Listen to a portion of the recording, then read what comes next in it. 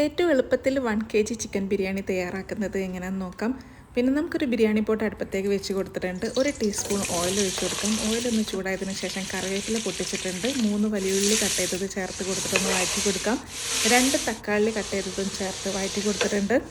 All spices കുറച്ച് ഇട്ട് കൊടുക്കാം. 1 kg ചിക്കന് ചെറിയ പീസാക്കി കട്ട് ചെയ്തതും കൂടെ ചേർത്ത് കൊടുത്തിട്ടുണ്ട്. 1 ടീസ്പൂൺ മല്ലിപ്പൊടി, 1/4 ടീസ്പൂൺ മഞ്ഞൾപ്പൊടി, 1/4 ടീസ്പൂൺ പെരിഞ്ജീരകപ്പൊടി എല്ലാം കൂടെ ചേർത്തിട്ടൊന്ന് ശരിക്കും ഒന്ന് വെന്ത് കിട്ടട്ടെ. 1 kg റൈസിന് വേണ്ടിയിട്ടുള്ള വെള്ളം അടുപ്പത്തേക്ക് വെച്ച് കൊടുത്തിട്ടുണ്ട്. ആവശ്യത്തിന് ഉപ്പ് ചേർത്ത് കൊടുക്കാം. ഓൾ സ്പൈസസ് കുറച്ച് ചേർത്ത് കൊടുക്കാം. ഇഞ്ചി, വെള്ളുള്ളി, പച്ചമുളക് ചതച്ചതും മല്ലിയില കട്ട് ചെയ്തതും 2 ടീസ്പൂണോളം തൈരും കൂടെ ചേർത്തിട്ട് നമുക്ക് ഈ ഒരു ചിക്കനിലേക്ക് ശരിക്കും ഒന്ന് മിക്സാക്കാം. ചിക്കൻ ഏകദേശം റെഡി ആയിട്ടുണ്ട്. പിന്നെ നമുക്ക് ബസ്മതിയുടെ ജീരകശാലൻ്റെ അരി ഇഷ്ടമുള്ളത് നമുക്ക് ഉപയോഗിക്കാം. അപ്പോൾ അതൊന്ന് വെള്ളത്തിലേക്ക് ഇട്ട് വേവിച്ചിട്ടുണ്ട്. ഏകദേശം ഒരു 80% വേവിലാണ് ഞാൻ എടുക്കുന്നത്.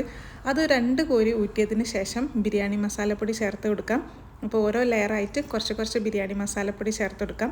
പിന്നെ ഓയിലിൽ വറുത്തെടുത്തിട്ടുള്ള ഉള്ളിയും കൂടെ ചേർത്ത് കൊടുത്തിട്ടുണ്ട്. നെയ്യ് വേണ്ടവർക്ക് ചേർക്കാം, ഓരോരുത്തരുടെ ഇഷ്ടമാണ്.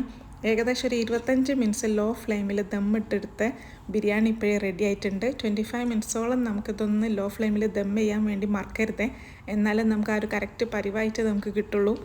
അപ്പോൾ ബസ്മതി അരിയെക്കാട്ടി ഏറ്റവും നല്ലത് നമ്മുടെ ജീരകശാലൻ്റെ അരിയാണ്. എല്ലാവരും ട്രൈ ചെയ്തിട്ട് അഭിപ്രായം അറിയിക്കുക. ബൈ, അസ്സലാമു അലൈക്കും.